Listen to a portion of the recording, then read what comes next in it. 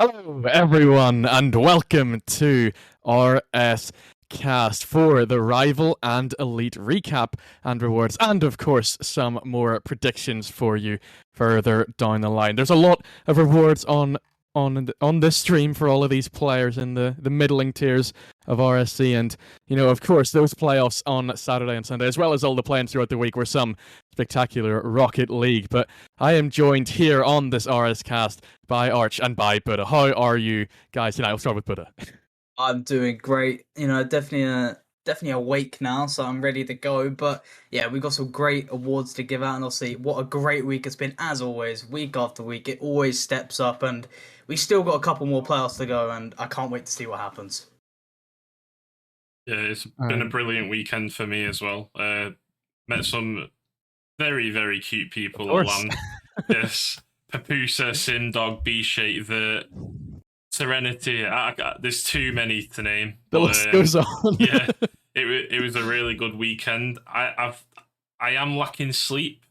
RSCast graphics were done 2 hours ago because I slept on the couch earlier. I was sick this morning at 5 o'clock, puking up all my weekend beer, but I'm ready to go. I'm here, and raring to go into the results and laugh at Barm's predictions this week. I don't think it went too well. It doesn't seem to be going very well, does it? I think you not might have already won the whole thing, yeah. Bear in mind, I only lost here by 1 point last season. It's going pretty well at the moment, but should we go straight into rival, Barm? Yeah, here we go. Starting off with the play-ins. And Buddha, you want to start us off, kick us off with what went down on Tuesday and Wednesday?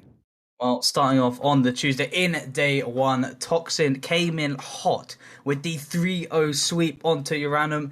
Uranum not really even showing up to take a game, not playing the absolute best performance they expected to play. But either way, Toxin, they advanced to that second round in the play-ins, and they didn't stop there. They swept Sanctum as well, a team that looked to be very strong at the beginning of the season, and maybe an underdog going into the play-ins, but they could not take a game against Toxin. But then they fell short against the Sentinels. The Sentinels only had to win one series due to their seeding, and they got the 3-1, so Toxin didn't get swept after their double sweeps, but they couldn't edge out the series in the end, so Sentinels were the ones to advance into the playoffs. And then, as we look down here in day number 2 of the play-ins, we saw Concerto take a 3-1 onto Pandora. And if I'm correct, I think most of us already predicted this day 2 pretty correct, and also, as we see here, Yoruba got the 3-0 onto Concerto. Concerto just weren't strong enough to even take a game onto Yoruba, a very strong team all league play season long, but just dropped out of that top 2 in the last upcoming weeks. And then Montbéliard, same as Sentinels, only had to play one game, got the 3-1 onto Yoruba. Montbéliard showed dominance after their little struggles at the beginning, but they fought through and found their victory into the playoffs. Yeah, and we go back up to the upper bracket, and for Toxin especially, for a team that had only scrimmed together once as well, with Carlos leaving the team due to work issues and stuff, they looked like a brilliant team up until the Sentinels game. No one expected them to sweep Uranium, sweep Sanctum, and the momentum looked to carry them into that playoffs, but Sentinels with a huge performance. Yeah, it was a really exciting series, and definitely wasn't a guaranteed win for Sentinels. I think that was one of the ones I casted, and I mean, Toxin did really well, looking at the 6-0 in Game 3, where it's the only game they win, but they do it in spectacular style, and they really looked like they could have put on a show from there, but Sentinels put a stamp on it and got themselves through to the playoffs. Yeah, and the other standout game from the final playing game as well was Montbéliard and Yoruba. This could have gone either way in the predictions. I think some of us predicted differently. I think you might have gone Yoruba. I'm not too sure. I went with them, yeah. You two went for Montbéliard, and I, of course, went wrong. Yeah, but it was a brilliant game, and unfortunately for Flo, who has been the standout player in this tier during league play, just didn't manage to get that final game, Buddha. Yeah, no, I'm pretty sure we both predicted Game 5, but we were saying how it could go either way. I could be incorrect with the Game 5s, but I know I predicted Game 5 here to Montbéliard, but I mean, it's as we said in our predictions. We said with Yoruba, we just don't see this full roster making it all the way. Where Flo seems to be the only stand-up player. You know, his teammate. I'm not saying they're terrible and they get hard carried, but Good they just backup. needed. They just needed to be a bit more if they wanted to make a fight in those playoffs. And obviously, if they didn't, bring it and step it up on the day, Flo just can't do everything. But either way, Flo has had a great season. I mean, with the stats that he pulled in league play, I mean, just wow. Yeah, definitely. But we move on to the playoffs, and this is what the play-ins everyone was working towards. And Barm, we'll start with you in the upper semi-final. Yeah, at the start of the day, we had a bit of a Glaciers rundown here because, unfortunately, but as a top seed from Ignis did indeed get swept. Painful.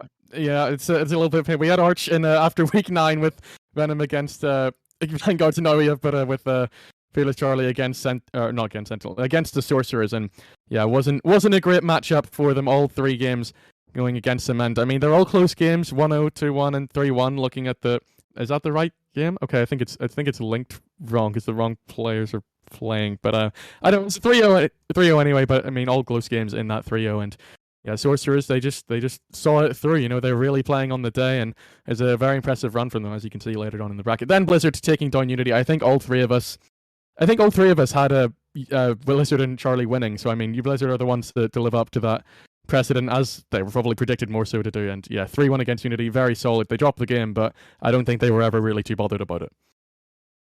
Yeah, and it was a prediction that defied everything. I think, did all of us go Fearless Charlie Blizzard? I was definitely predicting that final from the start of the season. And I just, Sorcerers look so much better. I'm sorry to say, Butter, but I mean, they just came out and swept, defied all the odds, and then continued that into the upper final. But before we do get to there, we move on to the lower bracket, and I'll let you take away with your team, Butter. How did you feel after that sweep, and how did you manage to just get that edge on Sentinels and pick up the mind game after such a devastating loss in the first round? If I remember correctly, straight after that sweep, their feelings weren't there. It was just absolute. Yeah, we were not happy with ourselves. We knew we didn't deserve it, and it's fair play to the Sources. They really played amazing in this playoff, so it's all deserved for them. But we just sat there and said, look, we deserved it. We didn't play our best game, but going into Sentinels, we just reformed, and we actually played our Rocket League, and we knew with Sentinels this was going to be a close series. It always has been every time we played them in league play. So we just went game by game, and game 5, it got my nerves going, but it was a good morale and a good momentum boost taking that game 5, but it was very close. It was no easy games for anyone on this series. Also, as we see in the other lower round bracket game here, Unity getting the 3-0 sweep onto Montbéliard. And to be honest, I know Unity are a pretty decent roster, but I did not expect them to 3-0 Montbéliard. I thought Montbéliard would give out some more fight here in this lower bracket. I'm pretty sure I predicted them to make lower final, I think, or at least lower semis. And they just didn't really give out too much of a fight. I'm pretty sure one game, Unity, as you could say, farmed them. I think it was like a 6-1 or something, and Unity 6-2 in game 3. 6-2 in a playoff. Yeah, that definitely probably didn't help the team's morale. But either way, Unity, they really showed that losing that first series, they proved that they do have a chance in this playoffs, and it was just Blizzard that being too strong. Yeah, we did mention Montbéliard's mentals coming into the predictions last week, and although that team said they didn't have any issues with that, I mean, it was clear to see in this game that obviously they did in game 2 and 3. But we did predict a game 5, I think, from that game, if it was that matchup. And it just defied the odds again. And again, throughout this whole playoff, it defied the odds. I mean, we go back up to the upper final now and we see Sorcerers beating Blizzard Barmanitan. Yeah, and obviously it's another really tight game. There's a lot of them. I think there's 3 game 5s here, and I mean all of them could have gone to game 5 really if you're looking at it from that point of view. And Sorcerers even shrug off the reverse sweep attempt because they win games 1, 2, and 5. Blizzard almost find that comeback with a 2 and a 2-1 in games 3 and 4, but Sorcerers hold strong. They weren't having it in this upper final. They wanted to get themselves through that grand final to see if they could take advantage of only having to win one series, which maybe they didn't take full advantage of, but they did really, really well in these first two series against the two top seeds coming into it, and no one predicted them to do it, so they can be really, really proud of themselves, and it really was a group effort. I mean, I'm trying to look at the stats from the series, and there's not really a standout. Potter with 6 goals, Deadly Wet Wipe with 5 goals, over 2,000 points for Mitch there, and I mean, there's a lot of really impressive stats there. They worked together as a team, and it was really impressive that they were able to defeat Blizzard, which was, if I go and quickly look, that's only their second loss, I think. It was their second loss of the season. They only lost one in melee play. Was that with a sub, I think, probably? So that might have been the first time their main roster lost. I think so, yes. Axlos maybe can correct us in the chat. Yeah, first loss with main roster. And I must say, huge credit goes to Potter in that upper final. He was peaking. I've seen Potter progress over the last 4 or 5 seasons, and I've always told him he's got all-stars in nearly every season that he's been in Challenger. Test yourself. And he's gone up this season. He's gone to Rival. He's finished second in the league. And he got that upper final win against Blizzard. And Buddha, let's just commend that performance for a minute. A Challenger player reaching the final in Rival. Yeah, you can't be upset. Obviously, I can understand maybe, he really wants to win it. Also, you can understand that making a grand final and losing, it's not the easiest to take on the chin, but he's got to be proud of himself. That is a big achievement. I mean, hey, look, I'm a Rival player for a few seasons. I've never made a grand final, so Potter, just be happy with yourselves. Obviously, it's unfortunate what happened, but you've played amazing, and you just got to accept what happened, but you got to know that you've improved as a player, and just go on to next season. You never know that next season might be yours, but do we want to head over into the lower bracket here for the semis and final? Yeah, just before we finish, I see Potter in the chat. I had Mitch on my team. Don't put yourself down. I was looking at the top 10 total stats earlier, and you've got some very, very commendable stats. Your total stats put you in the top 10, I think, in Rival after playing 72 games, so that's no mean feat. But we do go into the lower final. Lower semi-final, Buddha, and you carried on that momentum, after beating Sentinels to then beat Unity, which is no mean feat either. Why couldn't this be on stream? I actually peaked. This is the best Rocket League I've ever played, and no one can believe me because there's no proof of it except from the players and a couple of spectators. But this was a great series. It was a good game 5. I think we went 2-1 up if I remember correctly, and then Unity they bounced back with a game 4. And then,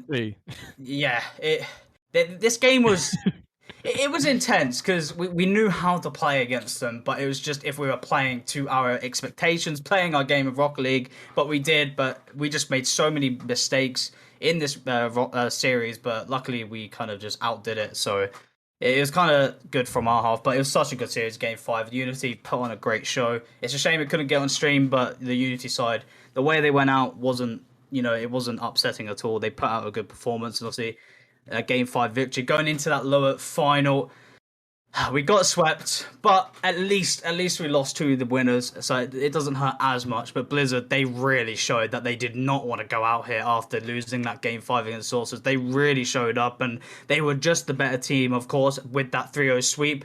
I think all the games were close, if I remember, maybe except from Game 3, because that's kind of where we just lost it, and we were like, yep, it's pretty much over from it, but Blizzard, they showed up. They really played how they played in League play all season long. And after that, you could tell that they were ready to go for that grand final. And I mean, just seeing those results, you could tell the momentum swung. Yeah, and just before I pass it off to Bam, you can pretty much blame Sorcerers for this whole playoffs. For the Fearless Charlie results, you get swept by Sorcerers. Sorcerers then beat Blizzard, who then turned Blizzard into this mean animal, a yeti, if you will. And just, I mean, I was watching it at LAN and they just bamboozled everyone. There was no competition after that. It was just a whitewash in that final and the lower final as well. And Bam, we'll pass it off to you now. Can you echo what I'm saying? Did you watch the final? I mean, to drop one game in 3 series, wow. I don't think I was able to watch it. I've got a lot going on, but I mean, looking at the stats and obviously just the results themselves, it's incredible from Blizzard, and yeah, I mean, even if you're saying one game lost in 3 series, you can look at it as nothing lost in 2 series before that point. And in that first series, they're all really close as well. And sometimes it's all the more impressive that you're able to get them over the line. 3 1-goal games in that sweep, and then the game 4 is a 3-1 victory. And there's an OT in there too. So they really, really stuck it out, grinded through that series. And I mean, Sorcerers, they did not roll over, but Blizzard really looked like they were heading towards that trophy with everything they had in them. And the second series, even though they lost the game, was probably less close considering looking at these scorelines. You know, there's a 5-2 in there, a 4-1, so it's a lot going their way. And game 5 is an OT, so you know they have to get that golden goal in game 5 to make sure that they don't let Sorcerers any other route back into it. But every single thing about these two pairs of ball chasing groups is like, wow, Blizzard, just how good can you be as a rival team? Yeah, and they definitely turned on the style as well. There was some clip hitting going on in that final series, but the champions are Blizzard of the Arctic Frenzy franchise. With Axlos himself as the captain and GM, a very well done to him doing this in his first season. Obviously took over as GM in around week 4, 5, 6 maybe. But then we've got Cubby, Hoggy, and Bubs as well. So a huge congratulations to them. But we move on to arguably the most entertaining here so far, which has been Elite, the highest that we've shown. And Buddha, we'll start with you. Vanguards were predicted to go through by a couple of people here and started off with a 3-1 victory over Andrew. Hey, I had to believe in them. I just had to, I had to shake things up. But your boys clutched in. You got it all the way. We all had them going through to this final, to be fair. You got to believe in it. You got to believe in it. But unfortunately, it didn't happen. Vanguard. I was called biased when I put Venom through. Well, and they made it to the final. See, that's what people don't understand. When you predict it, it's because you truly believe in it, and then you prove them wrong, making that. I didn't believe in it. I put us out in the lower semi, mate. I didn't believe in the final. Poor team. But yeah, Vanguard's Andrew. Yeah, a great start for Vanguards. Obviously, I think this is what we mostly predicted, a 3-1 here. Maybe a 3-0 sweep, but I'm pretty sure the average prediction here was a 3-1 for Vanguards. They took it out pretty comfortably. Not too much stress for Vanguards. A good warm-up series heading into Saturnia, but it got a 3-0 sweep, and that is definitely a way to go in your second series of play-ins, especially when you got to play 3 series back-to-back to make the playoffs. So they get that 3-0 onto Saturnia, but in their final series where they have to face Venom, where... I predicted the other way, but Venom, they were the ones to take it out in a 3-1. Vanguards just couldn't do too much, and if I remember correctly, Game 1 probably wasn't the best for Vanguards. Was it Game 1? Where it was just an absolute whitewash? It was 9-1 to Venom, I think. 9-1. Oh. We couldn't speak. I think it was me and Murray, maybe, was it? Yeah. It was ridiculous. First 40 seconds, I think it was 4-0. Let's see. Can I find the right series and look at the ball chasing and see just how many you scored in the first minute? It was 7-0 halfway through, halfway through, and 4-0 in pretty much the first minute. It's ridiculous output, and 8 of them came from Spartax. Yeah, but Bam, we'll head over to you. And speaking of that Venom Vanguards game, you could kind of say that they might have corrected the mistakes from the 4-0 sweep. From week 9 of league play. But what happens when you win 9-1 in game 1 and then lose the second one 1-0? How did Venom come back from that? Because those are the types of series where you dominate one game and then you lose by 1 goal and can't score after scoring 9. It must have took something to get back into that.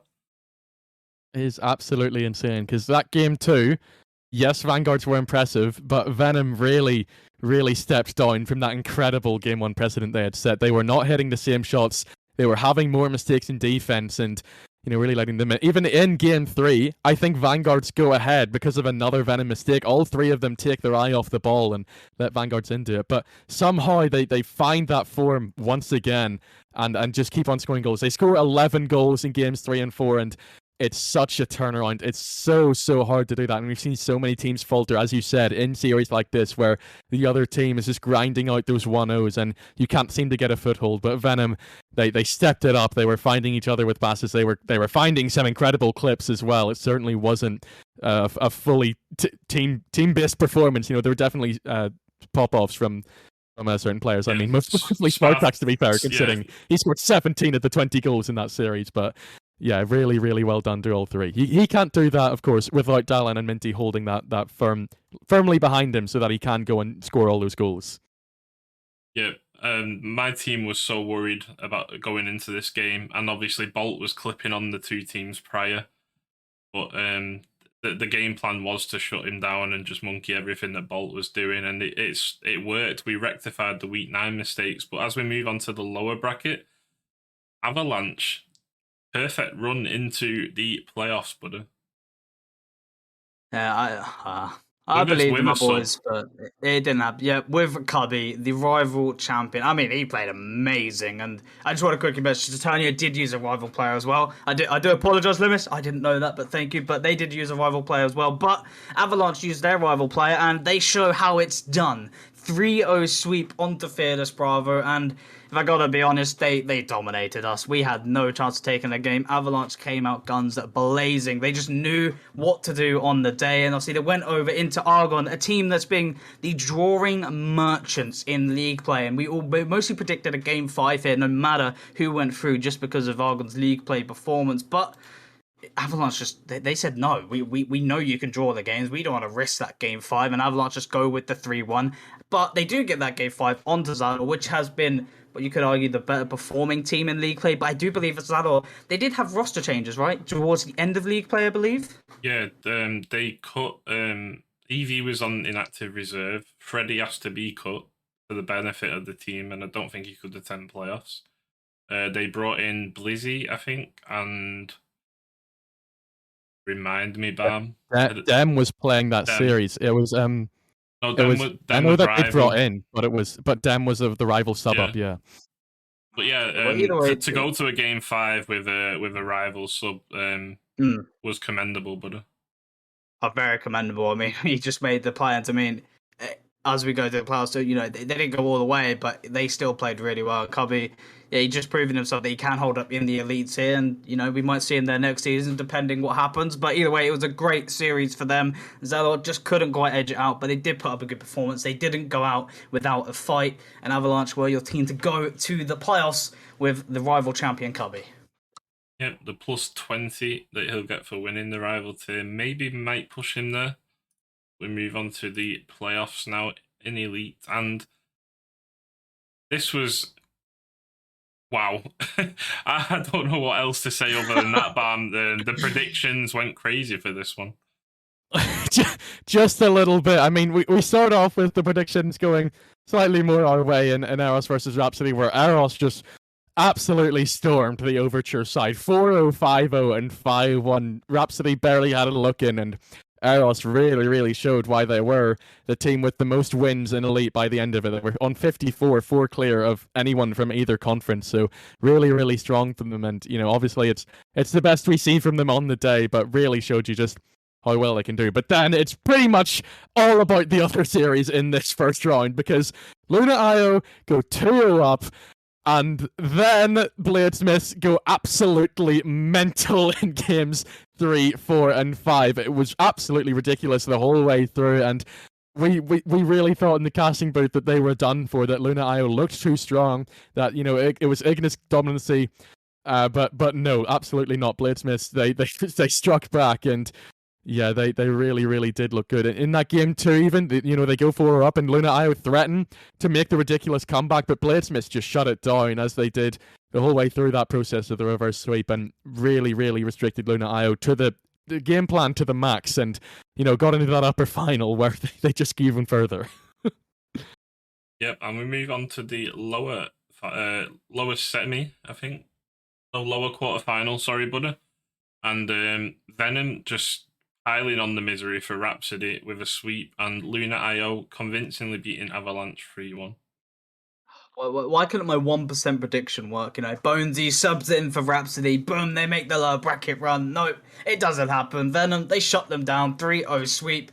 They definitely proved people wrong, especially myself, that didn't even put them through from play-ins. A 3-0 sweep on the Rhapsody is a way to start off your playoff bracket, especially in that lower bracket run. But in the other game here, we got Luna IO versus Avalanche. We know Luna have been a strong team all season long, and coming off being reverse swept is not the best thing to do. It's not the easiest to recover from, but they did it. They got the 3-1 onto Avalanche, and I did actually cast this series here, and Avalanche, they played amazing. They only lost ever so shortly, but it was just defensive mistakes, and you could maybe question, is it because, with the rival sub, but they've just not got that chemistry as teams would going through a whole league play. You could argue that, or maybe the team just had some maybe communication issues, you don't know, but either way, Avalanche had a great performance here, and Cubby had an amazing series. Game 1, it was a little bit warming up, but after that, if you didn't know Cubby was a rival player, you would think this was an actual elite roster going into this playoffs. But Luna, they edged it out, and as always, it was Nick to show up for the team. And Serenity and Conflict, they stepped up in the defense and the midfield when needed. Yeah, and we move on to the lower semi, BAM, and I was pleased with this result, not only because it was my team winning, but also because I got to meet Serenity. He actually drove down to LAN in St. Helens after they lost this game, so we had a couple of hours watching RSC and speaking about the game and stuff. But I mean, bearing in mind that Luna IO had the head-to-head and the mind games from the whole of league play, taking our top 2 spot as well in the final week, this was a prediction that wasn't really called, Bam.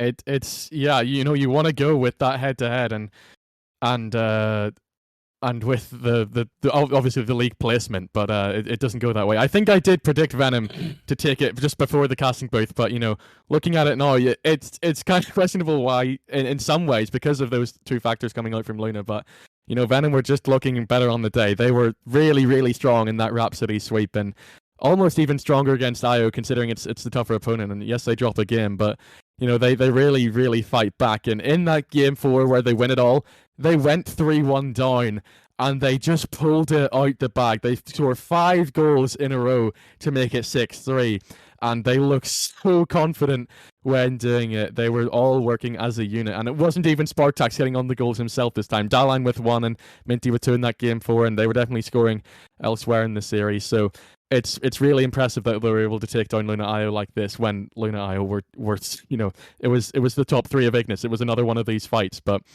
still they managed to do it and get themselves into that lower final. Yeah, and we move to the upper final now, and this is the one that we didn't predict as well. Bladesmiths beating the Ignis side, Eros 3-1, Buddha.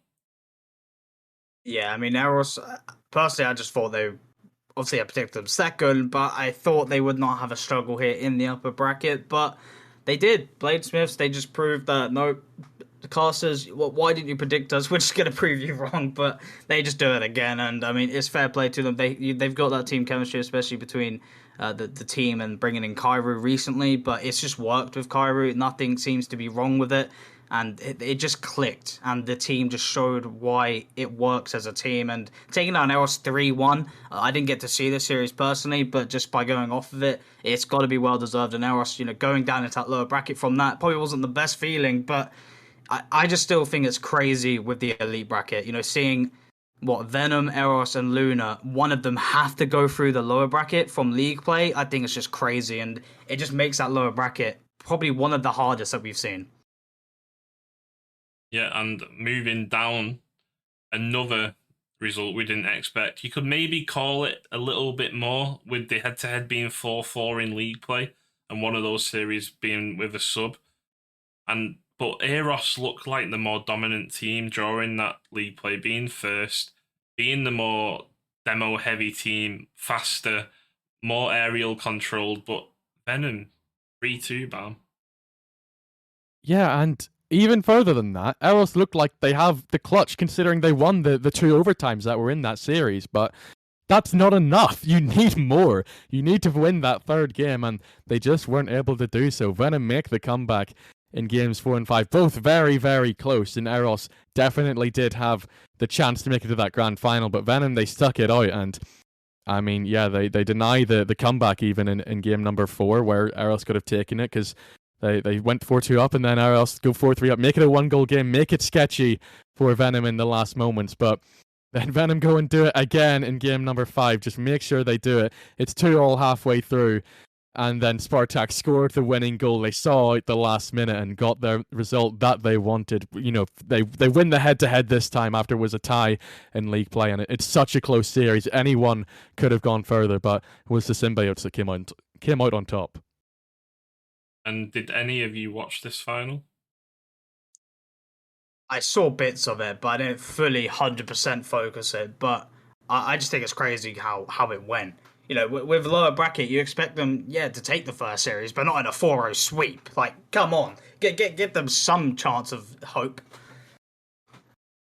Yeah, indeed. I was at LAN and I was just banging the desk. Like, we were supposed to rotate during this playoffs, but like, I just told the team, if you need me, just let me know. But like, all day they just were playing out of the mind, and in that final 4-0 sweep against 3 of the best players in Elite.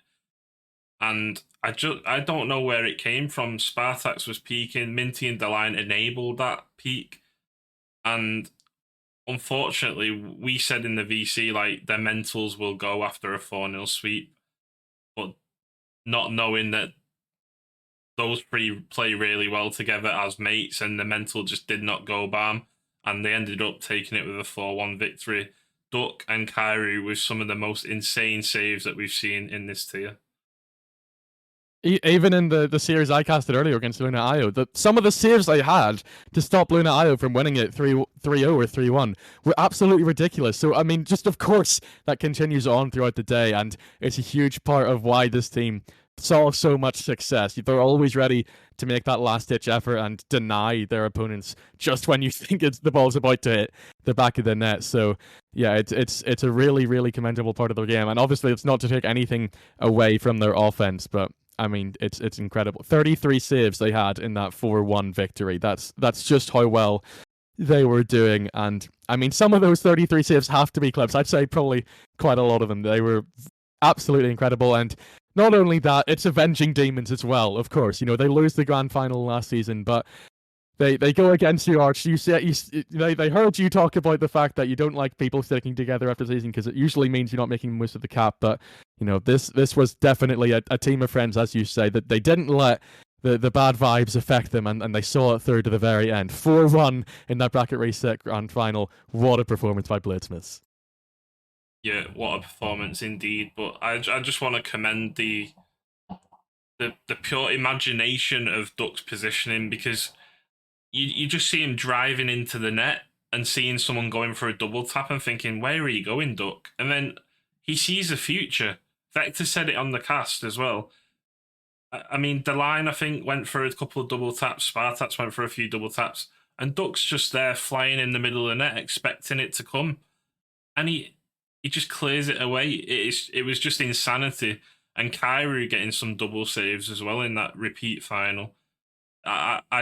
It was great to watch, but heartbreaking for me, obviously, and the team, because me and Minty didn't get our 3rd trophies, unfortunately. And Spartax, I could tell he was devastated. He just really wanted that win. And just to commend Spartax as well. I know I'm going to sound biased here as like the org owner, but he scored 55 goals in 17 games in the play-ins and playoffs. If he'd have done that in league play, he would have had 200 goals, butter. Whoa. I mean, that's amazing. I mean, I'm pretty sure in one of the play-ins, I'm pretty sure, Barm, you said something about he scored, 15 out of 17, I think, or something like that? 17 out of 20. 17 out of 20. I mean, that's just insane. Definitely showing that he's the striker of the team. You can't argue that, but what a season he's had. I mean, you can't question that he's had a great season. Obviously, you got to feel a little bit bad he didn't win the trophy after scoring that many goals, but it's just great to hear a stat like that, and it's just crazy. You don't see a lot of that. So we always see the players who, you know, are your top players in the tier, but scoring that many goals, you don't see that too much. Yeah, 55 in 17. That's all I've got to all, say. all elimination matches. Yeah. Oh, But we will Just move keep on to composure. playing predictions, Bam, and we come straight back to you and take us away with the master play-ins. Yeah, here we go. You've seen all the results. We've had all the praise for you. Now it's time for you all to complain about when we don't give you the praise in these predictions. Starting it off in this first path on Thursday. Of course, there's no play-ins on Tuesday and Wednesday this time, so the Versus Weekly is back on, but only the one tier with play-ins, and that means they have even longer to wait. So Dogon taking down Hades is what I think is going to happen. Obviously there's no head-to-head in these first matchups because they're opposite conferences, but I mostly base this off the rosters, looking at them and how much I think they can do, and this time I've gone with the upper seed winning the first two. I think Dogon are going to take Hades and Race Legion going to take Dogon. It's another one of the ones where I think Race Legion should beat whoever comes from this one. And then the final, I think this one is probably the closest out of these three matches. I think Perks are really, really strong. They had some really, really impressive results throughout league play. They're well worth their third place position, but I think Race Legion are going to be better on the day, and I do think that momentum could play a part in it against Dogon or Hades, whoever it may be. Then, on the other side, I think Einsteinium are going to make a run, and looking at others, some of the other predictions from you two, I think there's a sort of a common feeling that Einsteinium are maybe should have placed slightly higher than sixth place that they ended up with, and they're only one game behind Dogon, 2 games behind Dione. They were definitely close to pushing up further, but they're in sixth. They have to make this run. I think they should be able to take down Sub-Zero, but that one's really close. I think whoever wins that one might actually go on to beat Dione, because these two rosters are very, very stacked, but I think Einstein are going to beat Sub-Zero, then beat Dione, and then come up against Phoenix, who are just going to be on another level, I'd say, and make sure that they get through to those playoffs in that 3-0 sweep. It's bold of me, especially considering you have that momentum coming from the semi-final and quarter-final, but I think Phoenix should be confident of seeing it through. Yeah, Buddha, we go to your planes. well, mine's a little bit different, but not too much different. As you see here, starting off, I've actually gone for Hades, taking the game 5 onto Dogon here. I think with just the recent weeks of Hades, they've just proven themselves. I've not put them all the way through, but I think they take on to Dogon, but I can see if Dogon do take it, I wouldn't be surprised, but I am believing in Hades to take that first series in a game number 5, but Rias Legion are going to be the team, to take out Hades in a 3-1. I didn't go for the sweep. I think Hades, they have more valuable efforts in them to take at least a few games here, maybe stretch out to a game 5, but Rias Legion, I think they've just got a stronger all-round team, and that is why I've put them in that game 5 victory against Perks. I think Perks is a good roster, they've got solid players, but I just think it's not strong enough as a whole team against Rias Legion. Obviously, I can be proved wrong here when it comes to play-ins, as I have plenty of times, but I've gone for Rias Legion with the game 5, advancing to the playoffs, going into that lower bracket, and then see here in the second day of play-ins, I've got Einsteinium taking a 3-1 onto Sub-Zero. I'm sorry, Sub-Zero. You're not really getting nice here, but just prove us wrong. No pressure. You've got no pressure on you at all. But Einsteinium, I think they've just got a really good roster. In the last few weeks, they've been stepping up and really performing. They got sweeps and victories to push into that play-ins with a late new roster, and then a 3-1 onto Dione. I think Dione are a pretty strong roster. I probably underestimated this one. I probably should have gone for a game 5 here. Dione are definitely better than what I put them here, but I think. Okay, sorry about that, guys. My internet has just thrown me off. Just had to reconnect. But Buddha, we continue with your play-ins. Should I just start from the beginning? I don't really know exactly where it cut out. It cut out just after Dogon Hades.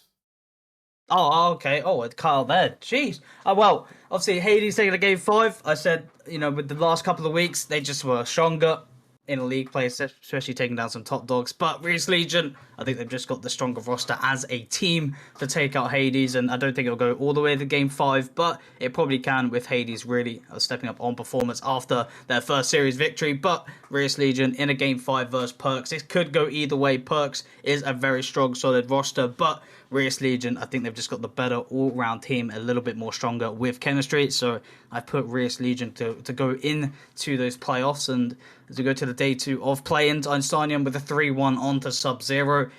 Sub-Zero, I just don't think they're strong enough. The recent performance in League play, I just don't think it's enough to go through with it, but I could get proven wrong here. Nice Titanium, I've just gone full momentum at this point with their recent performance and just improving with this new roster that they got kind of towards the end of League play. I think it's very strong to do some damage. So 3-1 to Sub-Zero, then going against Dione.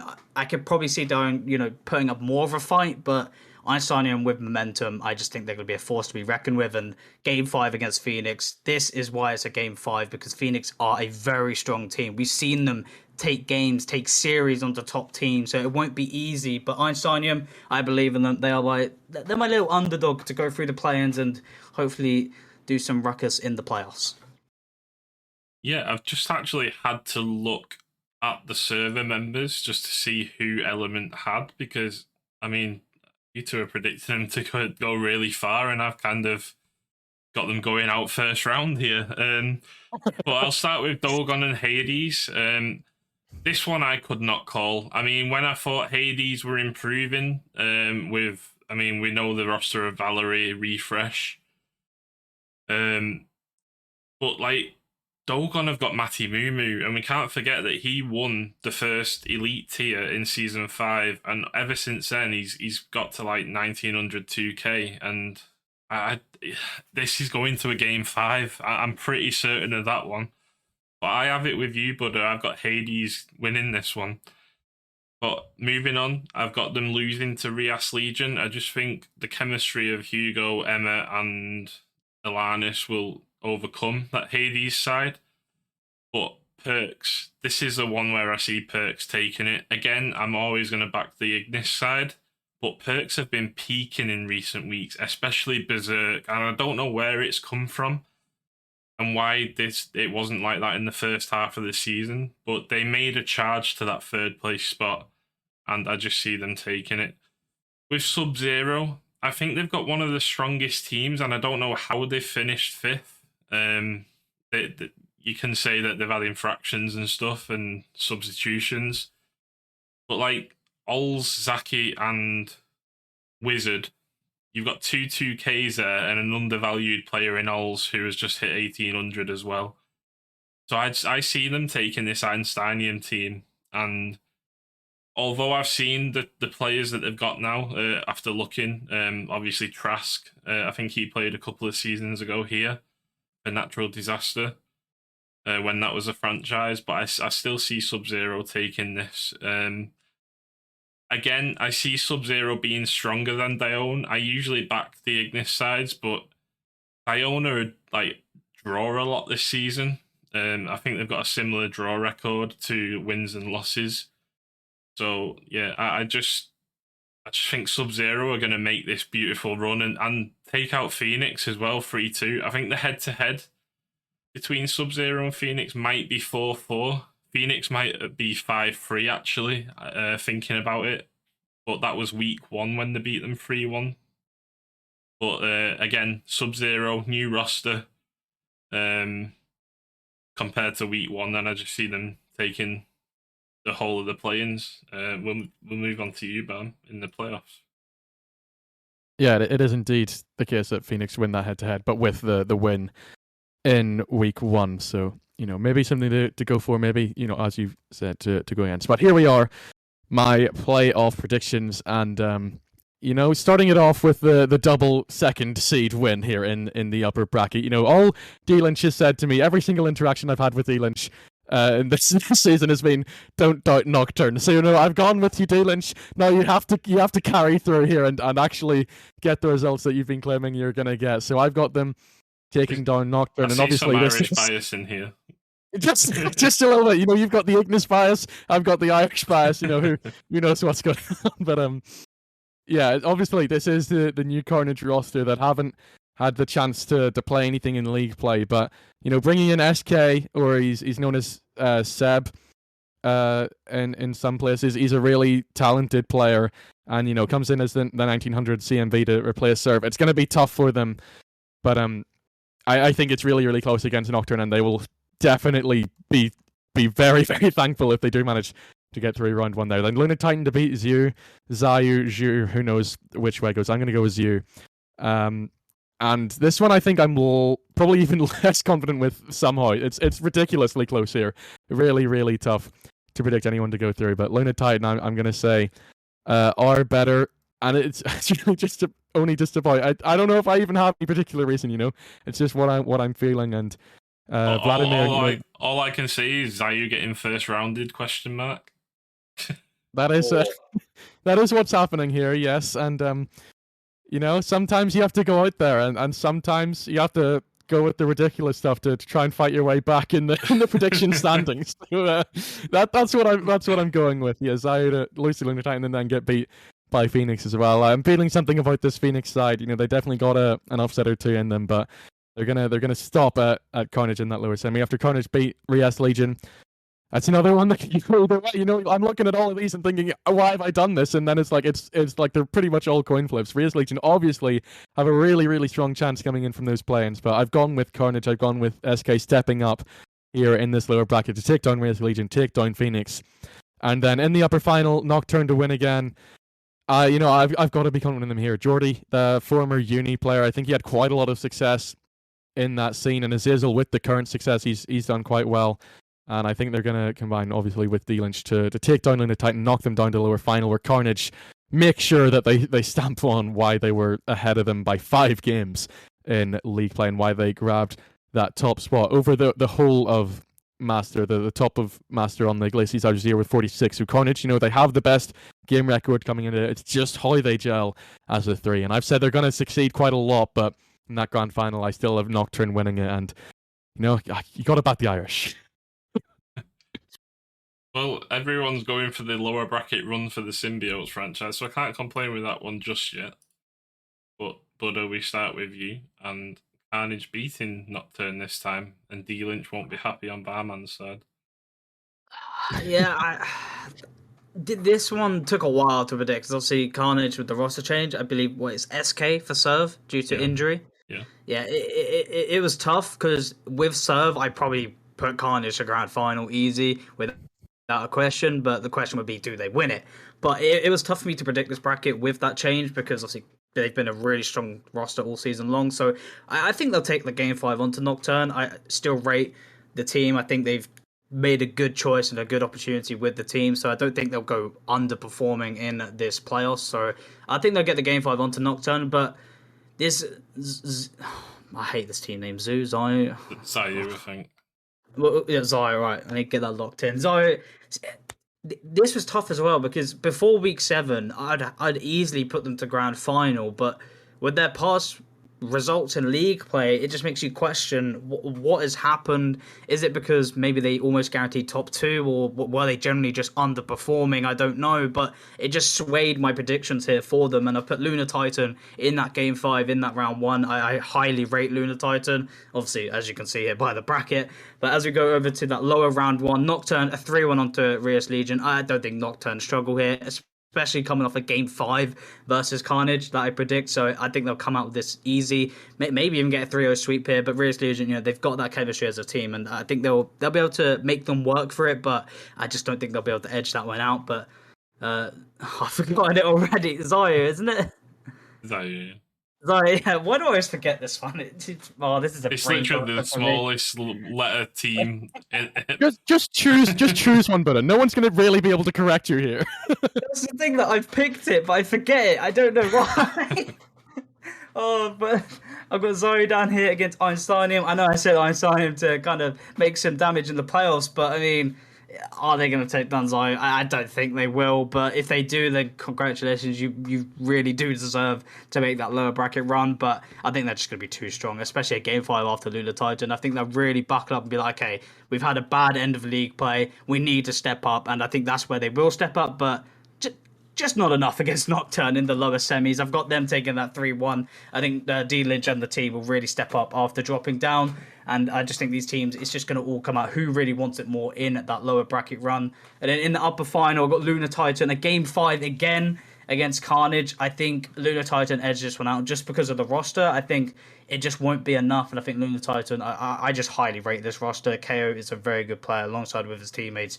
I just think they'll be able to do a lot better in the playoffs compared to league play, where they just couldn't find that number 1 spot.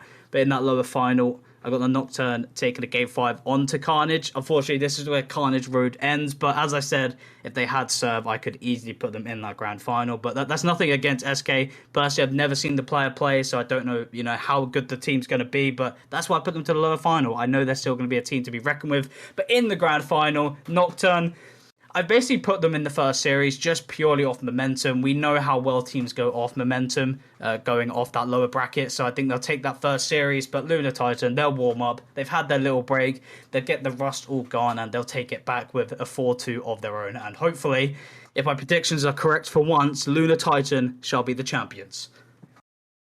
Yeah, and I'm much like you, but obviously you make a roster change, and without them scrimming or having a week together, maybe to just get a few scrims in, it's going to be very tough to call what they're going to be like. I was worried whether I should just put them out round 1 or whether to go to the final like I would have put us with Serve.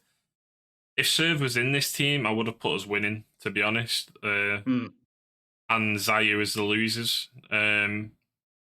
However, I still think we can make a good run if they do bond together.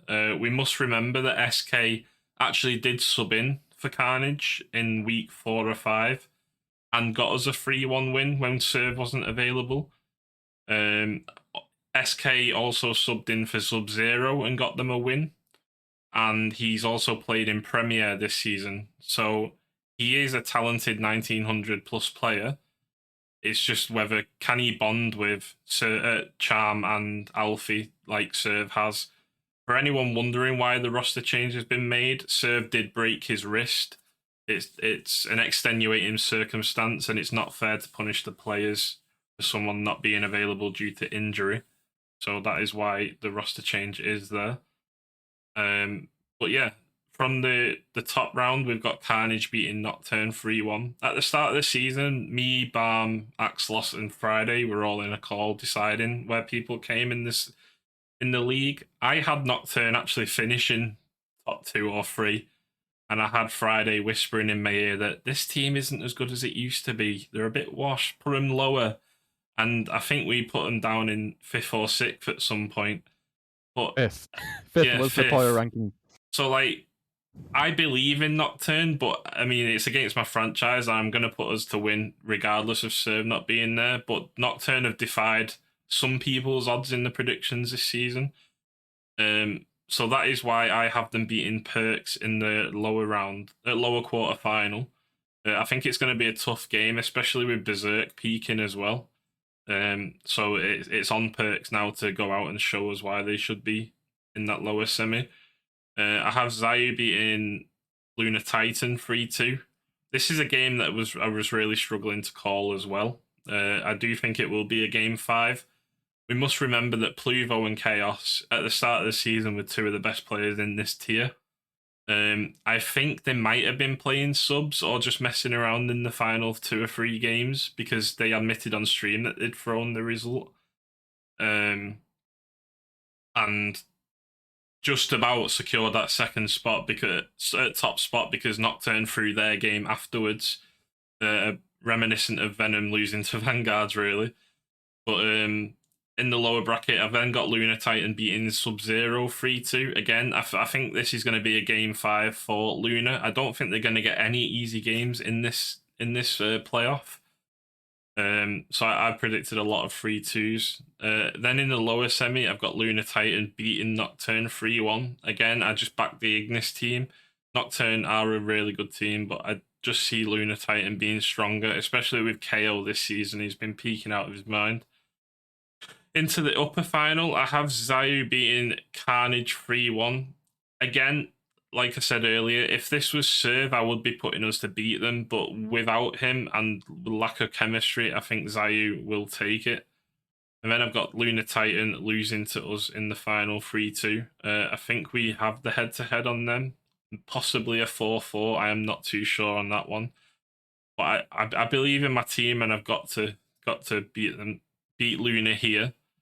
But in the final, I do think ZYU will be too strong for us. Again, if it was Serve, I'd maybe put us winning. But ZYU with Pluvo and Chaos cannot be underestimated in this playoffs. And that's why I said question mark to Barm's predictions, because it's a questionable one going out in round one after finishing first in the conference. I don't think you can really make a prediction here without something being questionable, though. True. That's just like how many good teams there are. True. But we move on to... Sorry, Buddha, go on.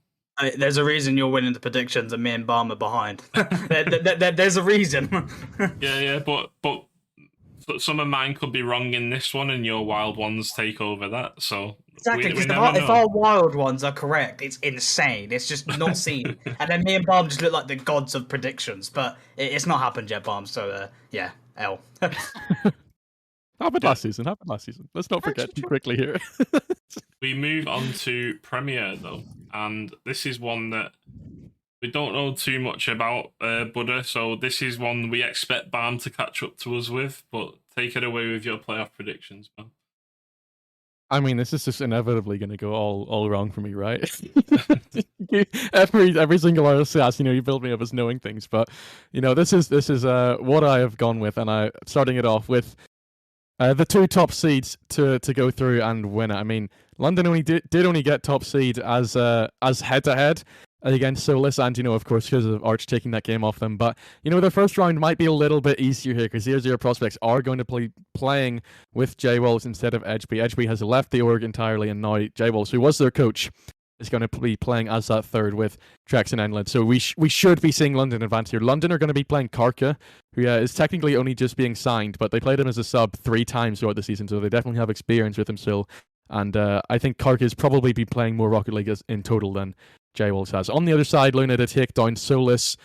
Really, really close matchup, but I think Luna will hold on for their unbeaten run at least a little bit longer. I went and worked it out. It's they've played 19 series in RSC, and they're 19 series unbeaten. So I think that'll last at least another 2 games. As you can see, I'm not backing them the whole way. Then down into the lower bracket, Dustsucker to knockout finale. Dustsucker are also playing. I'll just discuss all the roster changes as I go through with this. They're going to be playing Milo instead of Labyrinth. So that's a roster change from them, and they have been playing him in RLCS qualifiers. I'm not sure how they've done. I'm pretty sure they at least made day 2, so they should have enough about them to take down Benali, who at times didn't look like they were going to make top 4. Dustsucker were much more assured of making it to these playoffs, and in the end were quite unlucky to not make it into the top. They were only one game behind Seoul and London, so I think they were going to make a little bit of a lower bracket run. Then Trinitas to knock out the Odyssey. Again, a little bit of Irish bias with Shane on Trinitas, and the Odyssey. They're going to be playing with Matt Gray still, who they played with at the tail end of league play. They're not bringing Edgeby in. At least that's what I've been told. So it's a really, really tough one. Again, I think it can go either way. But Trinitas have had some exceptional results, I think, of late in different turnarounds here and there, and they have definitely been playing as the 3. That's a Futura and sounds good with June. So I think they advance and then get swept by Solus. As you can see, I think Solus are really, really strong, the 3 Frenchies, and I think it's going to be incredible if anyone can take them down. Like it's even an achievement if Luna win that upper round 1, because I think they're going to sweep Trinitas and Dustsucker to beat 0-0. I think it's going to be tough for 0-0 to get any sort of game win in this one with that roster change, considering it's their coach coming in, although J-Wolves does have a lot of experience, a bit of a Rocket League veteran around the scene. But as Dustsucker and Solus to the lower semi, then Solus to knock them out. I really think Solus should be making it to the lower final if they do get knocked down. And then top 3 is always going to be a tough call. I'm going Luna to sweep out London, and especially with T-Jester subbing out for Karka. I would probably say T-Jester's the better player, but it's pretty close, and Karka is definitely an exceptional sub for them. But I just don't know. I don't even know if Tango's going to be playing for me. Is it going to be Lorelei and Ashley? Are they actually available? Because they haven't been for a lot of the season, so Luna might be able to take advantage of that. But London to get knocked down, then losing 5 to Solus. I could definitely see Luna bouncing back, but I'm going to give it to Solus. I'm going to go with this huge lower bracket run, and obviously that can fight back with the way that we were scoring the prediction points. But Solus to go all the way, get the 4-2, and then get the 4-3 bracket reset. Win against Luna to finally end their unbeaten streak. I'm saying it ends here in the grand final. I don't know what you've put, but I think Solus are going to be the ones to finally do it. Okay, we move on to Buddha. I mean, if all that information doesn't make you believe that Barman knows the Premier Tier more than us, I don't know what will, but I gotta be honest, I've mainly just gone off stats and just looking at standings here because I don't know anything. But Lunar Esports, they won me Premier predictions last season, so I have to stick with them. They remain unbeaten in the bracket, but they do drop a series, as you can see there. But we'll get to that. Starting off in the upper round one here, London Esports 3-1 onto 0-0 Prospects. Let me just try it. Yeah, I can't think of any Rambo I can put on what I know. So 3-1 there. And then Lunar Esports, a game 5 against Solus. Solus are definitely a better team than what people would expect in my eyes. Obviously, kind of beginning of the season, well, not beginning, but like earlier on from the end of league play, I didn't think they were that strong, but I got proved wrong, and I thought, okay, they'd have a fighting chance against Luna, but Luna, they're my boys. They're gonna win, all right. They may not be mine particularly, but I believe in them, and they're gonna make that in a game 5. But over here in the lower round one, I put Dustsucker to find the 3-1 onto finale. Obviously, just got their way into the top 4. I think that they'll put out a fight, but Dustsucker, they've just got the better roster, and they're just going to edge out with the 3-1. We might even see the 3-0 sweep, and just thinking about it, I don't think any of us are predicted to sweep anywhere, if my mind's correct. But either way, I've not predicted any sweeps. Trinitas Esports with the Game 5 onto the Odyssey. I think we'll go all the way there. It's always good to see the Game 5s in the Premier tier. But then, obviously, going on into that lower round 2, Dustsucker will knock out 0-0 Prospects in a Game 5. After getting knocked out, you just have that fire, you have that momentum. So hopefully that will be fueled up in for them. But it won't be enough for the Dustsucker side with the Game 5. And the Solus getting the 3-1 on the Trinitas Esports. Either way, all these games are going to be insanely close. But Solus, they're just going to be on fire in the lower bracket. They're going to make that whole run. And obviously in the upper final here, Lunar Esports, another Game 5 back-to-back against London Esports. It's not an easy team to take down, but Lunar Esports, they're unbeaten 2 seasons in a row. It can't end here. There's no way they go league play unbeaten and not win it. They've got to take it. Game 5 against London Esports, that's what I've gone for. Then here in the lower semis, I've got Solus taking that 3-1 onto Dustsucker. Unfortunately, this is where the road ends for Dustsucker, but either way, they've made a good run, and Solus, it's not your easy team to take down, but hey, if you can take down Solus, then you deserve to go all the way to that grand final. But prove me wrong, that's all that matters. But Solus, they'll take it away into that lower final where they will face London Esports. I've taken them to win this 3-1 just purely, you come off the upper final against Lunar Esports, which I've predicted the winners. It's going to be such a good series to bounce off of, and just going into your next series straight away, you don't have to wait. You go into that lower final, I think they're going to be on fire. Obviously, both teams are going to have momentum from both their series wins, but I think London Esports will just have the edge. They're just going to be a better team overall, and they'll take that 3-1 then. Obviously, in the grand final here with that momentum, London Esports taking that first series in a Game 7. Lunar Esports will get their first loss of 2 seasons in a row, but they will get the trophy. They will be the champions with the 4-2 in that bracket reset after London Esports take the first one. Yeah, I'm moving on to myself, and I don't have a sweep either, I don't think, just scanning over. And the best thing about these playoffs, it's so unpredictable. The organizations are so close in skill level here. All bubble level, all competing in RLCS regularly. They only get 1 series per week, so the standings are always close. Luna just got that edge, getting the best record out of any conference. They were arguably in the better conference as well. I mean, the Glaciers one was probably the hardest one in Premier.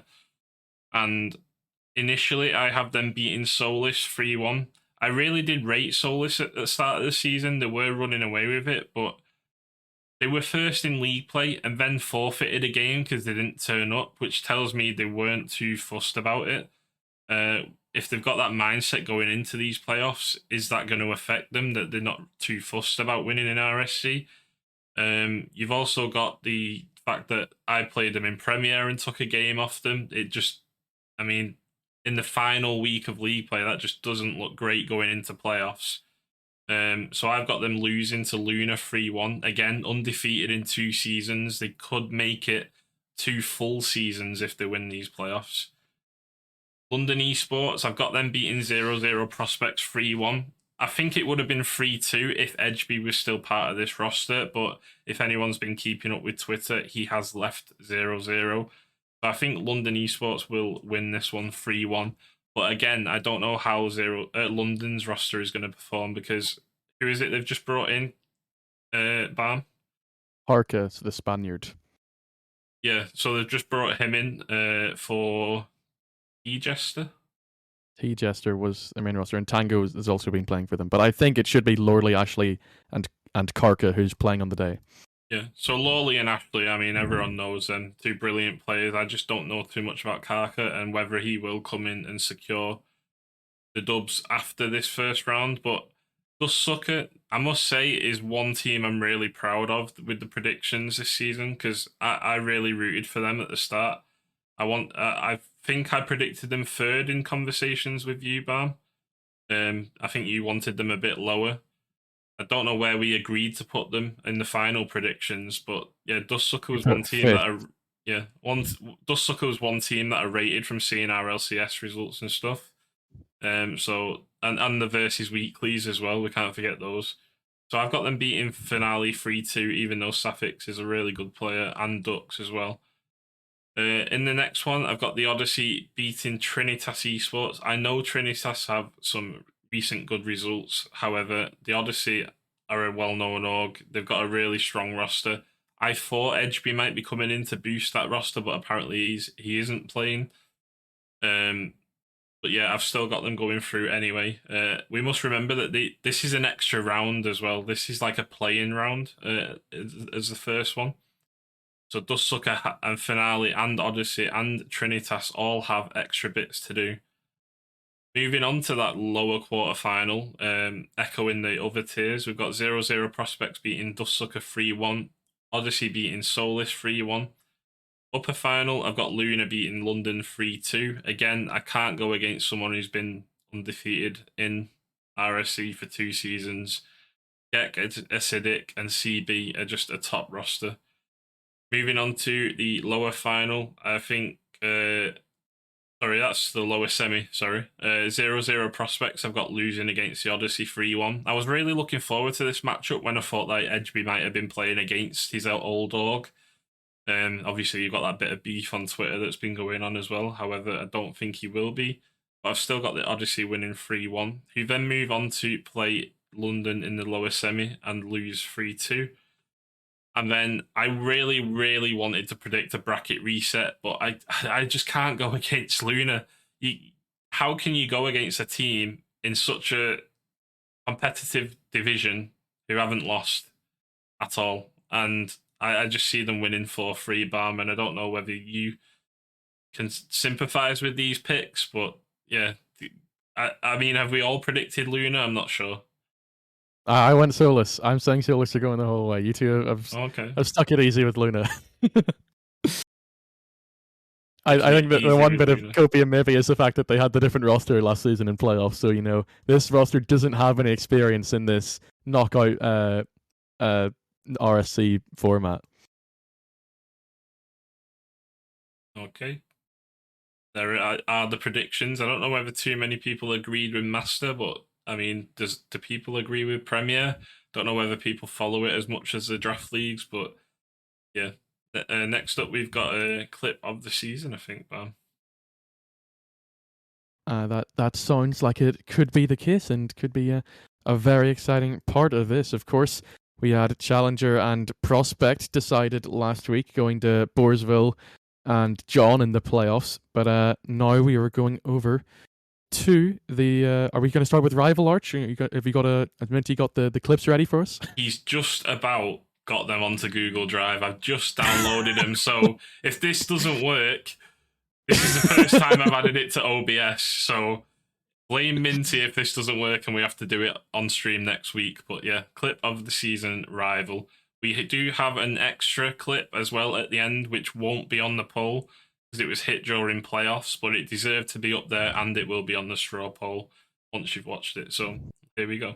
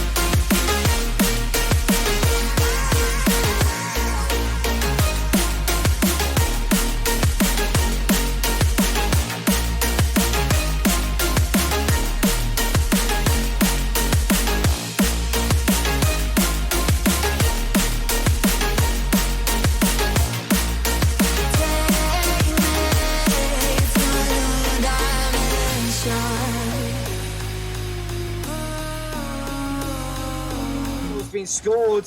Definitely a bit more promising for Sorcerers. They've been able to step it up massively here. But Cubby looking dangerous. You kidding me? What was that?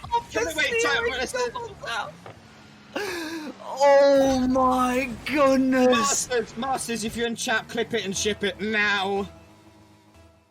And there is your clip of the season rival. Just be aware there is a goal 9. Obviously, that was Cubby. It was hitting the playoff final versus Sorcerers. I'm just going to post the link here. And there we go. Please don't vote for Elite until you've actually seen the video. But there is your clip of the season for rival. Anchlo, Frizzle, Rev, Flow, Form, Kareem, Form again, Flow again, and obviously Cubby. What do you think your favourite was, guys? I mean, they're all amazing as always. Clip of the seasons are always incredible, and I want to vote for Form so badly, but I can't. It's got to be Cubby. Playoff final. I don't think you can go against it. But all the goals there were amazing, though. It's really tough to tough to choose. I don't know if I want to choose before I watch it again. You know, to cement them in my mind. I think at the moment it's between Flow and Cubby for me. But I mean, Arch, can we watch them one more time before we head over to Elite? Yeah, we can. Let's roll it again.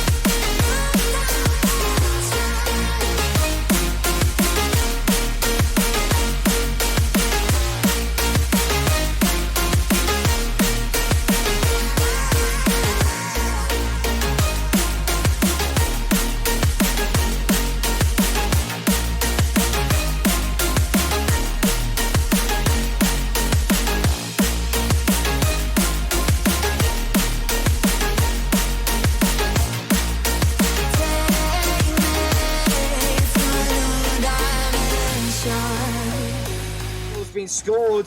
Definitely a bit more promising for Sorcerers. They've been able to step it up massively here. But Cubby looking dangerous. You kidding me? What was that?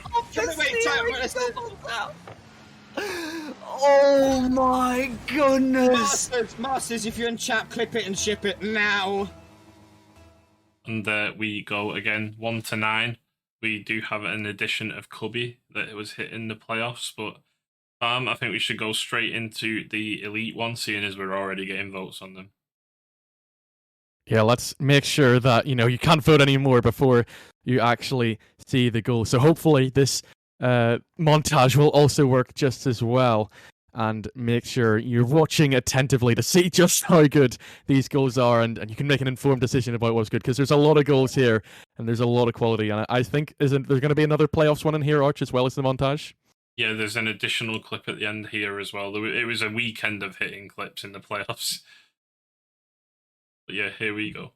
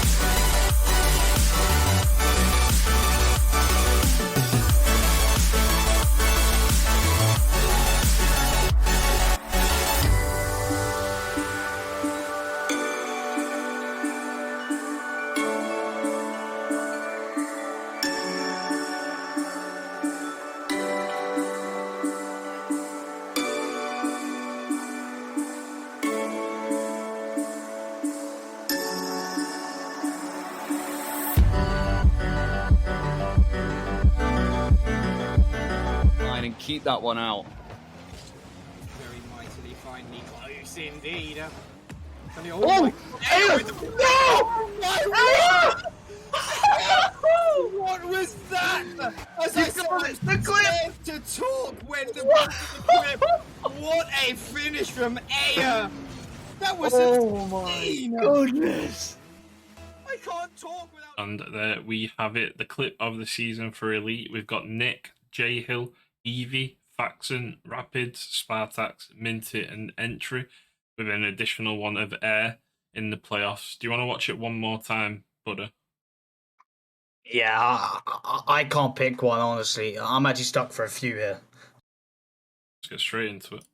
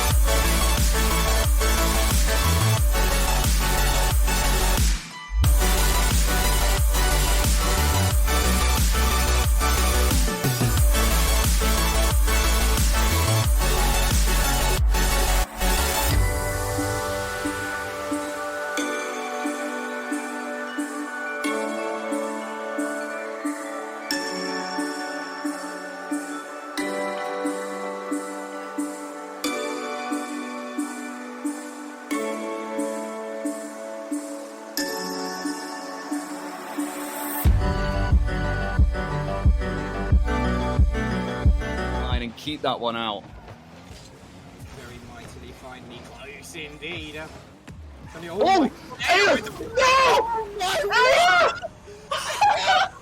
What was that? As I said, the clip to talk when the clip. What a finish from Aya! That was insane! Goodness! I can't talk without. There we go. Clip of the season. Goal 129. Don't forget Airs at the end. But Buddha, Bam. Unreal goals in this tier this season. And I'm not surprised that it was so hard for us to pick this season for Elite, but also what to have on our Premier playoff montage as well, because Elite has dominated Clip of the Week this season. Buddha, we'll come to you first. What was your favourite? See, chat, be ready to hate me.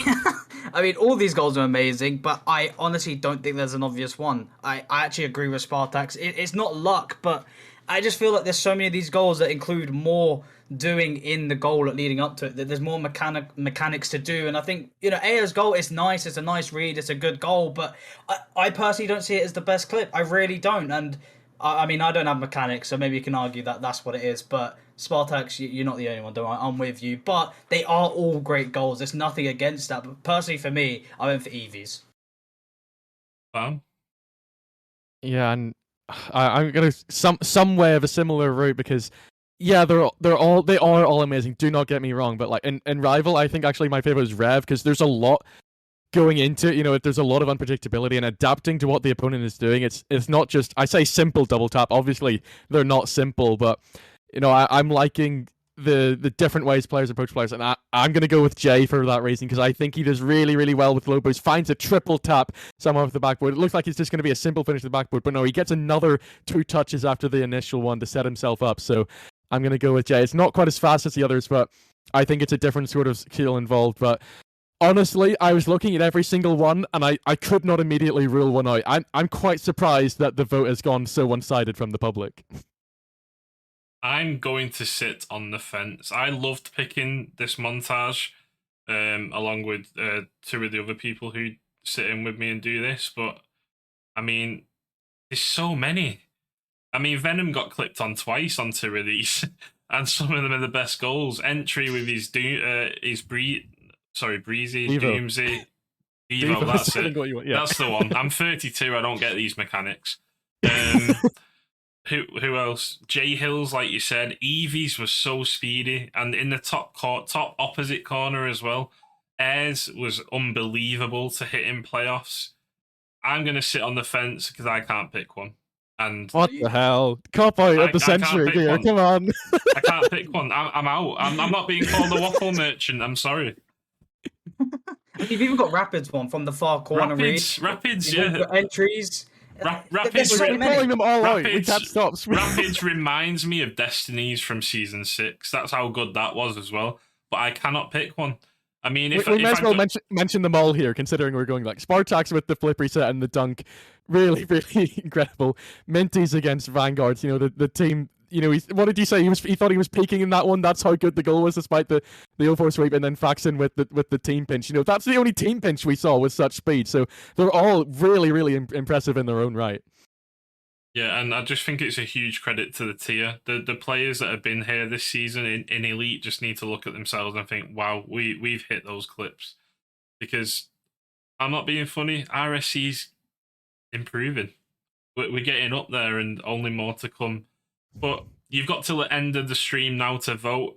We're not going to carry on waffling. We're going to get to the player awards. We're backed by this with stats, so this isn't waffle, this is certified stats. So let's get into it. Players of the playoff. Rival, buddy.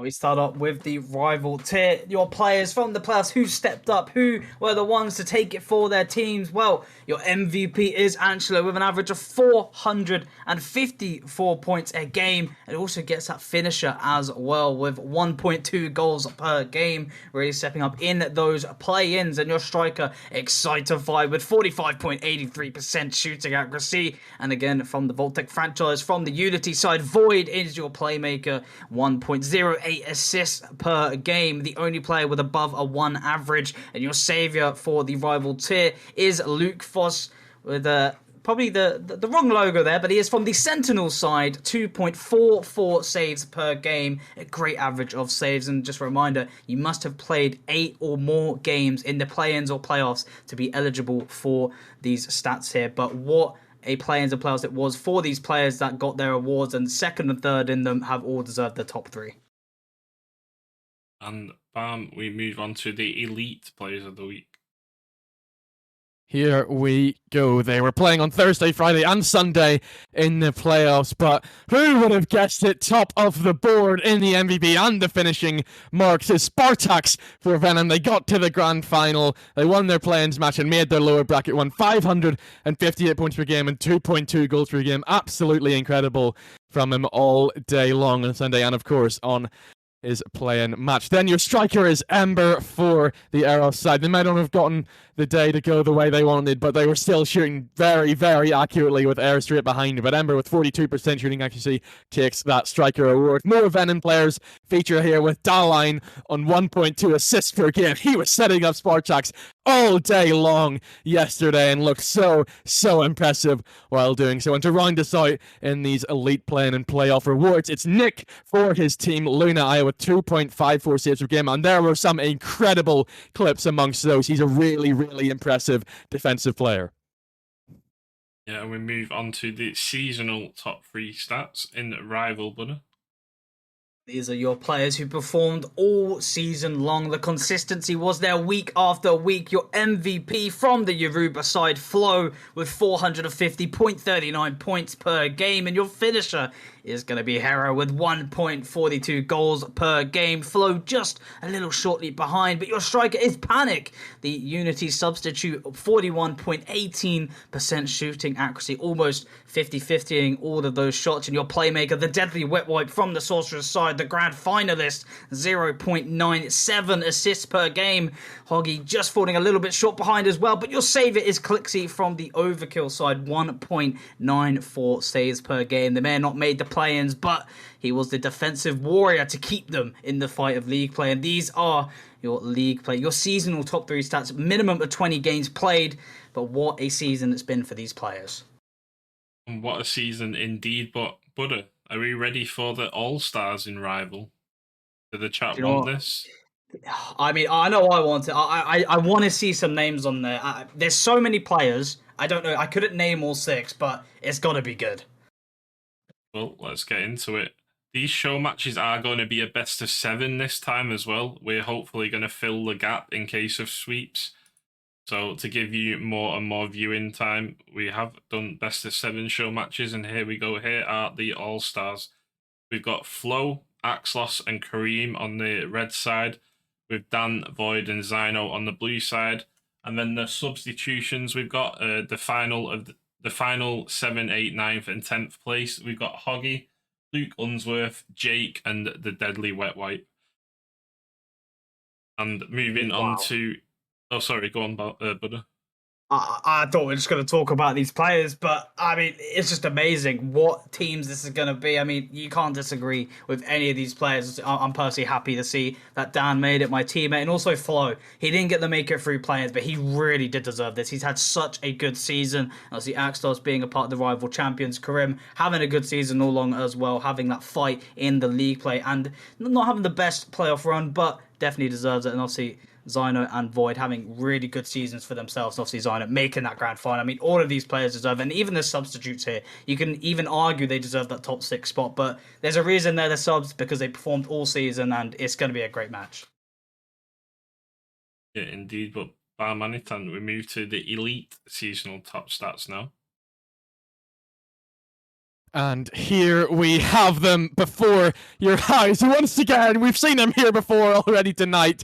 But your elite MVP and finisher will be Spartax with 470 points per game and 1.45 goals per game, clear ahead of everyone else in those departments, with Nick taking second in both of them. Well done to him as well. Then your striker, very, very accurate all throughout, was Prem for the Vanguards with 39% shooting accuracy, really, really putting them above and beyond to get into that play-in final, and of course, to get that league seeding to get to that point. Then your playmaker will be Thomas with 0.86 assists per game. Not quite on the Might of Hades franchise, but he definitely didn't embody them in his stats, because that was unbelievable. Minty and Benno just 0.01 assists behind. That shows you how close this was. But Thomas is the one who takes it. And then your savior is Genkinho with 1.97 saves per game for Ox Gaming. Yeah, there is a mistake on the logo. I apologise for that. I get the graphics sent to me, and we'll change that once I ask my media team to get that back to me, Thomas. We do know it's Gala. But we move on to the Elite All-Stars, and we've got a lot of elite players in here, so I'm not going to move over to that screen until I see some hype in the chat to get these All-Stars announced. Is there anyone you think deserves it in this tier, Buddha Barm? I mean, with the goal stat, there's no way Spartax isn't on it. I mean, Spartax, Nick, you can't argue they're not on it. There's probably even more players you maybe argue. There's got to be a player from Bladesmith on there, maybe even 2. Well, we will see. Guys, hype it. Who do you think's got top 10 here? Because they really, really deserve it. And some of these stats are reflective of it. Some of it comes from the playoff performance. But let's see who they are, Arch. Who are the Elite All-Stars? And here we go. On the red team, we have Spartax, Thomas, and Sezon. And on the blue side, we have Nick, Sato, and Limis. In substitution spots, in 7th, we've got Skaze. I think that's how you say it. J Hills, Robot Noodles, and Genkinho. So there we go. That is the top 10 All-Stars based on stats this season.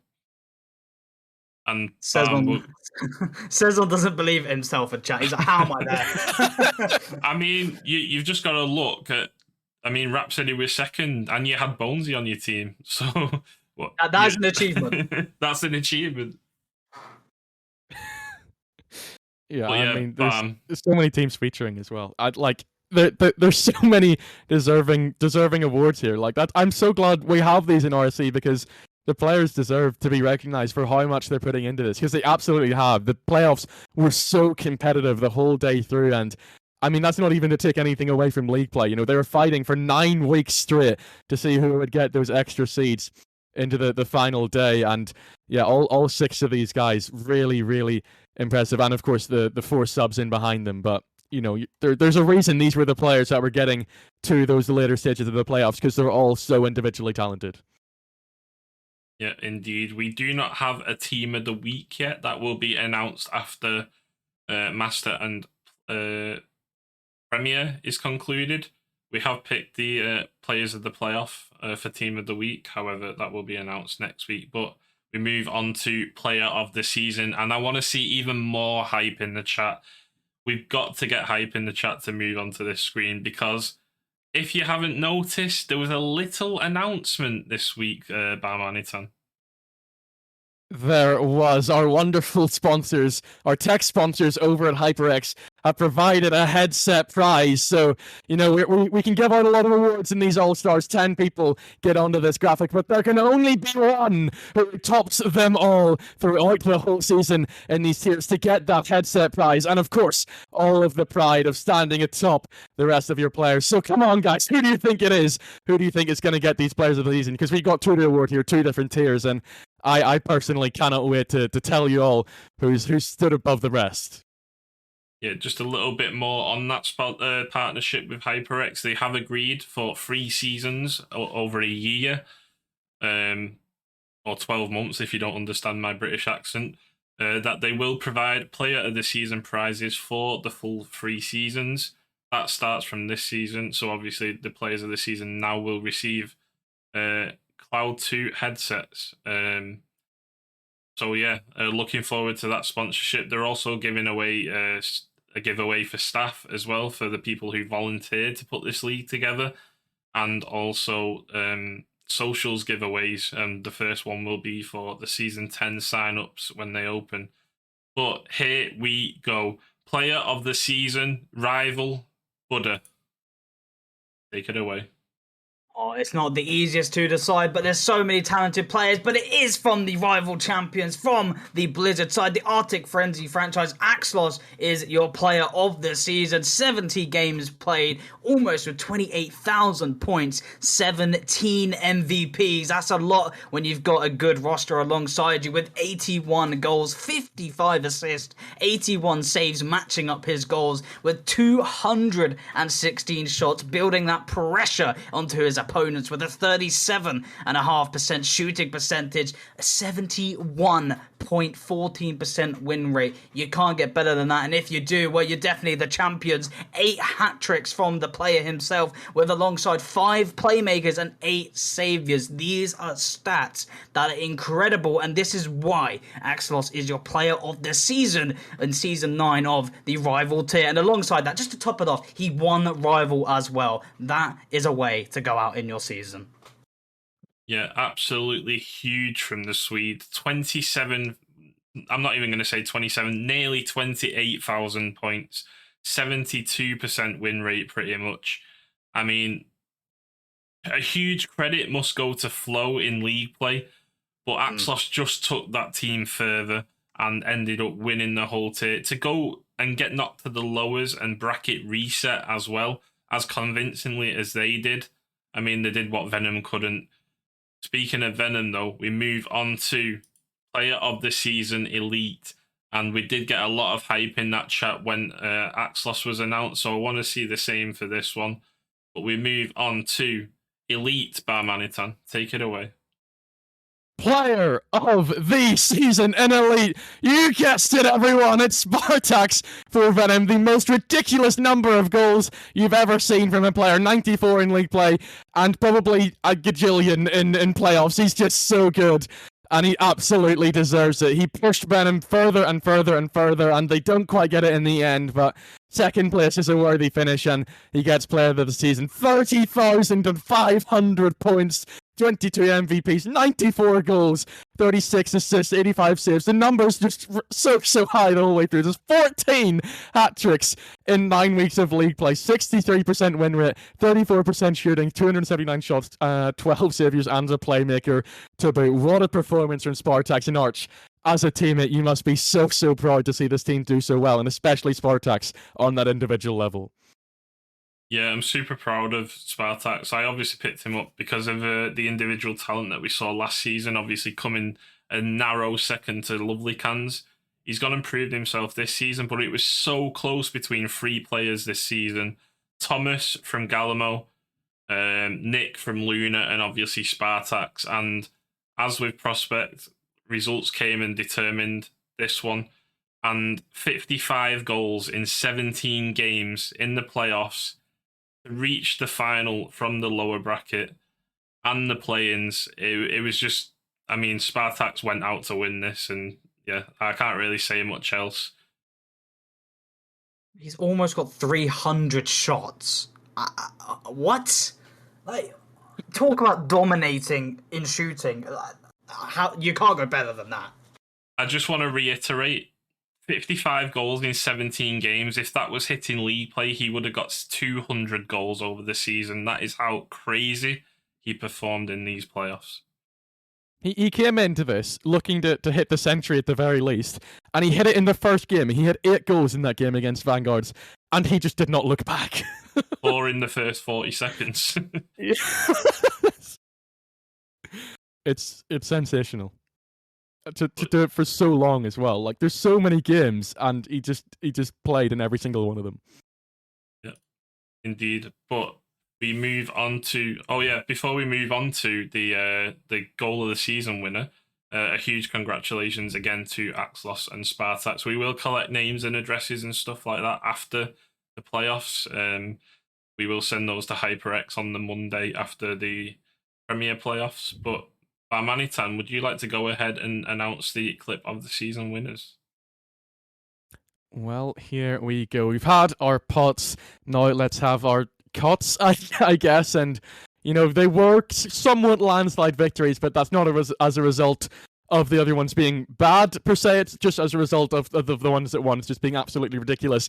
And, of course, on the most high pressure of days, because if we head over to our rival clip of the season winner, you can see it in the straw poll. It's from Blizzard. It was in the grand final. It's Cubby with his absolutely ridiculous double tap. You saw Hops and Vector go mental, and with good right, because it's an absolutely incredible goal. And, I mean, consolations go to the other 8 because they're all really impressive from league play, but Cubby's was just that touch above. Oh, Blizzard. They just don't want to let any rival team win anything, do they? Player of the season, they got the championship, they won the playoffs, they got now clip of the season. Like, can we have something, Blizzard? Please, league play. Give us something. We mustn't forget we called this at the beginning of the season, though, as well. The chemistry that those 3 showed as a team from the very start, and obviously the reputations that they had, they've just done amazingly this season. And it wasn't out of shock. Yeah, definitely. I mean, the other thing is, you know, we say that about a lot of teams, and quite often they don't follow through in it, but Blizzard absolutely did, and to do that with all the pressure on your back from that is even more impressive. But or should we go straight through to elite clip of the season, guys? You want to know who won it? I mean, I'm sure you've no way of guessing from the vote, but you know, should we make it official now? Yeah, I think we saw it within the first minute of the vote. It was quicker than Spartax's 4 goals against Vanguards. But yeah, take it away, Bam. Okay, one more award here tonight for Elite. It's clip of the season. It was indeed in the playoffs. It's possibly the most ridiculous wall double that I've ever seen. But for Eros against Venom, it is Air with the underside of his car. It left Hops and Vector lost for words, because the amount of... I mean, some people are calling luck. There has to be some skill going into that, because otherwise that ball is not hitting the netting, because it's just from such a ridiculous angle, from so much speed going into it, but doesn't miss a beat. and strikes the ball clean and true. It is Air taking your elite clip of the season. There you go, chat. You can calm down now. They were rioting at me when I said it wasn't the best. Well, chill. It won, okay? But, okay, it won, so be happy, okay? But either way, it's well deserved. And all the participants in for that voting, they all, gave such good clips for the contention. Obviously, well, the votes wasn't really that much of a competition, but all of the clips were great. And, they got to feel good for themselves to even make it there. Yeah, before we play the clips one more time, I just want to reiterate how proud these tiers should be with the amount of clips that they're hitting. We only ever see RSC improve season to season. We saw it with the prospects on the first week of the playoffs. They were peaking out of the mind, and we've seen it from Rival and Elite this season. Elite, wait for the playoff video because there's so many Elite clips that could have been chosen this season, and I did not like leaving some of them out. But how about we play these final 2 clips? Goals being scored. Definitely a bit more promising for Sorcerers. They've been able to step it up massively here. But Cubby looking dangerous. You kidding me?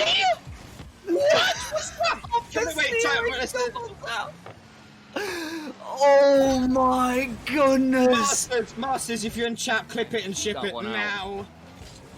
Very mightily finely close indeed. Oh! No! What was that? As I said, the clip to talk when the clip. What a finish from Aya! That was my goodness! I can't talk without some sort of. And there we go, ladies and gents. A huge congratulations to all the award winners tonight. But we couldn't be RSC without our sponsors and the people who power us and Buddha. Let's just go through the sponsors and socials very quickly. We got the £100 referral fee from Lunar Static. So if you yourself or know anyone with a caravan, I'll see if they are going to get it sold. Make sure they hit up Lunar Statics to get that referral fee, and they can get it all done for you. And just get it done for you. Make life easier. And obviously referral fee, well, that's got to interest you. I know I would like that £100 myself if I knew anyone, but make sure you do. And obviously the sponsors here at RSC. Obviously we've got the weeklies from Versus Gaming that we have every week, so it's thanks to them as well. And obviously we've got Lunar Organization, Badass GG, and HyperX now coming in with those products as well for the player of the seasons. And obviously Badass GG helping with all these graphics and just making RSC grow and improving day by day. And without these sponsors, we couldn't be here where we are today. But what improvements we've seen from RSC season by season because of this. And obviously all the socials, as you can see on screen, Twitter and Twitch. Obviously you're here now on Twitch, but Twitter, RSC_EU, the same with Instagram and TikTok. So make sure to keep up on the socials, and the YouTube, RSCEU, to keep up with all the crazy action that's been happening on the streams. If you can't make the streams, well, that is where you find the clips and the content on these socials. So make sure you keep up to date with them, and even put the notifications on them as well, so you can be the first ones to get the comment and be the first one to to see the juiciness of what's been produced on the RSC streams. Yeah, and if you did miss any of the finals, they are going to be on YouTube. We already have the Prospect Grand Final up and the Challenger Grand Final. So if you did miss anything there, they will be up soon. Obviously, the VODs will be clipped very soon as well, once I've got a minute out of my time to do. But yeah, final thing is obviously the generous prize pool that is put up by ourselves and Lunar Organization this season. Your donations help towards this. They always go back into RSC. But please do watch Saturday and Sunday's culmination of the playoffs. It is the top 2 tiers, £260 and £1,250 will be given away to 3 lucky teams over the weekend. With Premier, I think first and second BAM, I'm struggling to remember, and Master, the winners getting 260. But yeah, keep an eye out on Sunday as well. We have got a few tricks up our sleeve for the broadcast.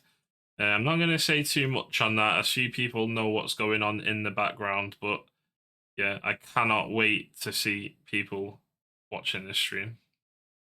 I mean, there's no reason not to watch. If you thought Prospect, Challenger, Rival, and Elite was crazy, well, wait until you see Master and Premier because, well, first of all, they're a lot higher ranked, so you already know at minimum it's going to be a great performance, but these players are going to be fighting for that trophy and even for that prize pool as well, so it's just going to be even better, and we could see a lot of Game 5s happen, or maybe we see a lot of sweeps, we don't know, but either way, it's going to be a great playoff week for both of the tiers. Yeah, I mean every single match has been more exciting than the last. There are twists and turns at every single stage. None of us have been able to predict perfectly because that is just impossible with how close everything is. I cannot wait as well. I hope to see a lot of you involved there in the chat, clipping things and, you know, just going crazy because there's so much quality. We've seen it in the first 4 tiers, but there's more to come and there's even more money on the line, perhaps even more pride on the line to see who does rise to the very, very top of RSC. Yep, and if any of the teams are watching, we have our very own producer in the background who is begging for there to be no bracket resets this weekend. He's produced he's produced 3 out of 4 series so far, playoff days, and all of them have gone to bracket resets, and he's on all weekend. So do your best, guys. That's all I can say. But yeah, a huge credit to our staff who have been working throughout the playoffs. We couldn't do this without them. Source especially, he's took on the broadcast and the stream head from me this season. So a huge well done to him and B-Shake, obviously, who helped Source too. Thank you TCS Esports League for the raid. We are just about to finish up, but we really appreciate you coming in to the chat. If anyone can do SO, thank you, Source. But yeah, a huge thank you to the staff who help run this thing. A huge congratulations to the award winners, the clip of the season winners, all the people who submit the clips this season. You always help RSC produce and make content to help us grow as well. But tonight, that's the end. We will be back on tomorrow for the Versus Weekly. On Thursday and Friday for the Master play-ins, and then the big ones on Saturday and Sunday, the Master playoffs, but the biggest of the biggest, the Premier playoffs, where we will see 8 organizations battling it out to become that ultimate winner of RSC and take home the £1,000 prize pool and £250 runner-up prize. But tonight with me was Buddha. It's been a great night, and obviously just a quick, all the players that competed, even if you didn't win, be proud of yourselves. It's been a great, successful season, and hopefully we see you in the next season, and, maybe it's your turn for a trophy.